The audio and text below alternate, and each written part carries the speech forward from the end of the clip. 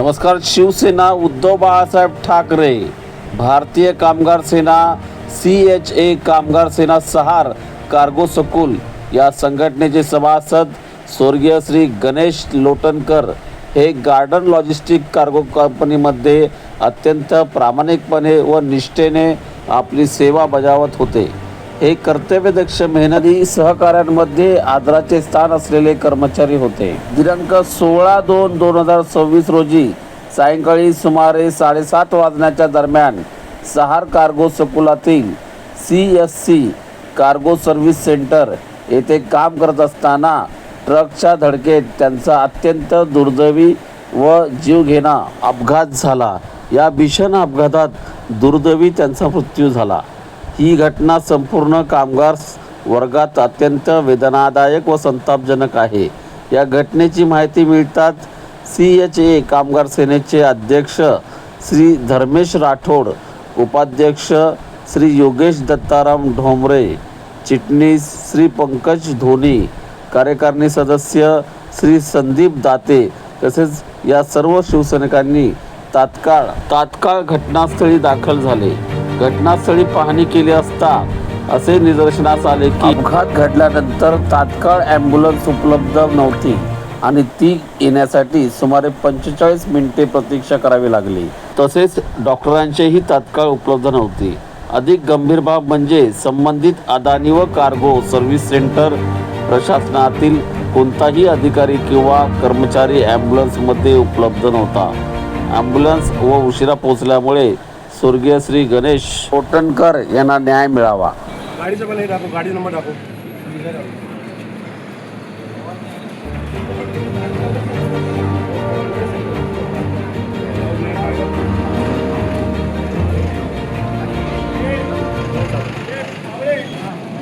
तुम्ही CSCचे म्हणजे काय पोस्ट काय बरोबर आहे. आता ही जागा पूर्ण तुमचीच आहे.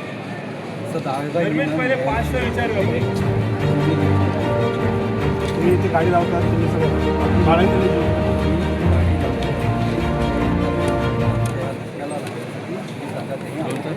आज तारीख काय? 16 तारीख. एक CHAचा जीव गेला इथे आणि इथे त्या ह्या गाडीच्या खाली तो ऑफ झाला आहे. त्याला कुपर हॉस्पिटल जाता जाता त्याला तो ऑफ झाला आहे आणि आता आम्ही ह्यासाठी मानतो की त्याची भरपाई CSC देणार आहे, अडानी देणार आहे, की इथले जो सेक्युरिटी आहे, जे 2 सेक्युरिटी ठेवले SAS वाले की ते देणार आहे. यासाठी आम्ही त्यांच्याबरोबर फाईट करतो आहे. आम्हाला माणूस गेला, खूप दुःख आहे, पण त्यांच्या परिवारासाठी, त्यांच्या हक्कासाठी आम्ही लढतो आहे आणि हा लढत तिथपण चालू राहणार जिथपण त्याला नाही भेटत नाही आहे. मग आम्ही 4-5 शिवसैनिक असून द्या या हजारचं ताटाचं शिवसैनिक असून द्या, पण त्याला न्याय दिवस आम्ही राहणार नाही आहे. आम्ही ह्याला एक प्रश्न विचारतो साहेब की हे CSC का मियाल या अडाणी हे कोणी बसतो, याच्या जे परिवाराची भरपाई आहे तो कोण देणार? आता कसं मी ना माझ्या टॉप मॅनेजमेंटला या गोष्टीच्या तुम्ही त्यांना ऑलरेडी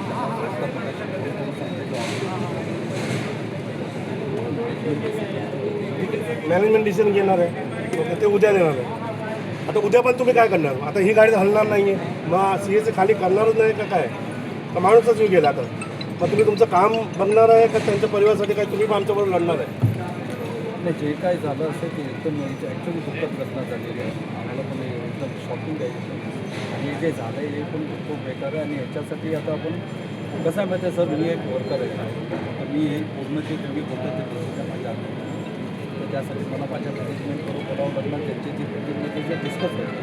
तर सर तुम्ही आता मॅनेजमेंटला काय सांगितलं नाही? मी सांगितलं मग त्यांनी काय सांगितलं? सर पण ह्या गोष्टी लगेच असं पहिलं ते पुढे अजून पण त्याच्यावरती इन्व्हेस्टिगेशन होणार, ते न्यायालयाच्या टीमबरोबर बसणार, काय झालं ते सगळं. त्यासाठी पुन्हा 1 महिना अजून लावणार तुम्ही? संपला विषय. गेट बंद करायचा, पोषण करायला लागलं बेंचो ते पण करू, पण त्यांना धडा शिकवल्याशिवाय राहायचं नाही. संपला विषय. आम्हाला त्या माणसाला पूर्णपणे न्याय पाहिजे. त्याला जे पण भरपाई आहे ते पूर्णपणे आम्हाला पाहिजे. त्यांच्या परिवारासाठी, त्यांच्या बाळासाठी काय पण असेल ते तुम्ही करावं, आमची यावेळी अपेक्षा आहे. आणि आम्ही अपेक्षा पण नाही करतो. आम्ही तुम्हाला आत्ता या घडीमध्ये पण मी शिवसेना उद्धव बाळासाहेब ठाकरे यांच्या भारतीय कामगार सेनेचा CHA एक्सपोर्ट अध्यक्ष तुम्हाला ही विनंती करतो की साहेब त्याला नाही द्या. आज खूपच दुःख घटना झाली आहे. हे आमच्याबरोबर कधी होऊ शकतं साहेब. आज त्यांची सेक्युरिटी फक्त कॅबिनमध्ये बसतात, तर बाहेर कोण उतरत नाही आहे. आज ती गाडी रिव्हर्सनं आली कसं पण आली त्यांची पण चुकी आहे. ते काय आपण कॅबिनमध्ये बसतात पण त्यांना तुम्ही काय पनिशमेंट नाही करणार आहे.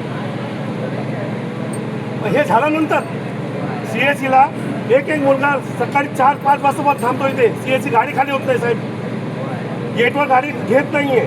कुठे तुमचं लक्ष? आम्ही यासाठी पण मीटिंग केली होती. काय झालं त्याचं? काहीच नाही. एवढे धक्के बनवून ठेवले फक्त तिकडेच का लागतात गाड्या?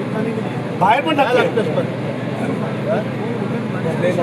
तुमची फॉग पण आतमधून जाते, कॅल्क्युलोमधून तिथपर्यंत घेऊन जातात. त्या सिक्युरिटीला पण मी कितींदा सांगितलं आतला इथं लक्ष ठेव, येणार जाण्याला हात दाखव. तुझं काम आहे ते हात दाखवून कोण नाही करत, का नाही करत? तुमचा स्वतःचा स्टाफ पण असतो तिकडे, एक्स्ट्राचा पण असतो, तुमचा पण असतो. आणि साहेब तुम्ही सीसी कॅमेरा पुढचा आणणार म्हणजे सीसी कॅमेरा नाही मग सेक्युरिटीला विचारा त्याचा हात पास करून ते काढून घेतलं.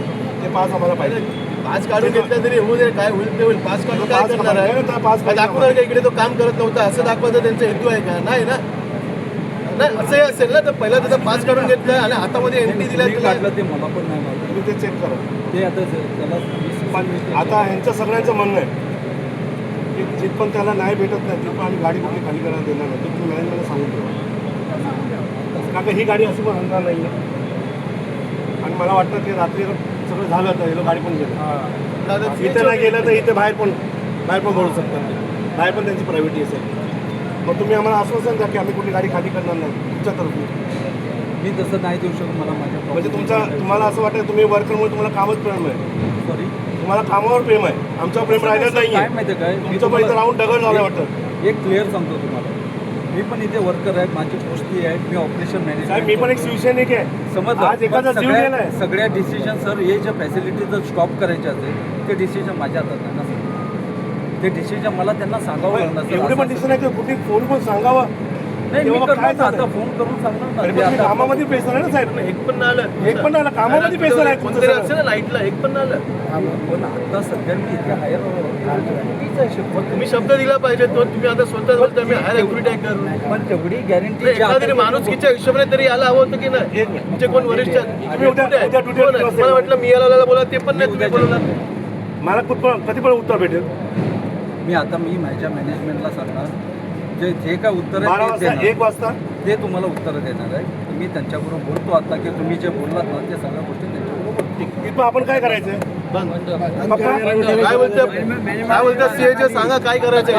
नाही बंद भावा. त्याच्या आपल्या भले थोड्यांनी तरी त्याला काहीतरी ज्ञान भेटून दे. नाही बाकीचे मरून दे, पण आपण जेवढे विषय विरोधात नाही. विषय काय म्हणजे आज त्याला काय आहे, उद्या त्याच्या जागी आपण नसावे हा विचार करून करा सगळ्यांनी. उद्या त्याच्या जागी आपण नसावे जिथे झोपलेले, हे असावं. बोलतात आहे की सगळे बाकीचे सोड, आपण 50 आहे ना, आपल्या 50 मध्ये माणुसकी आहे ना, आपण आपल्या माणुसकीच्या नात्याने करूया. बाकी 50 गेले भोसड्यात.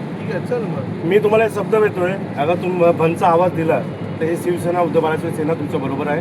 तुम्ही काळजीभर घाबरायची गरज नाही.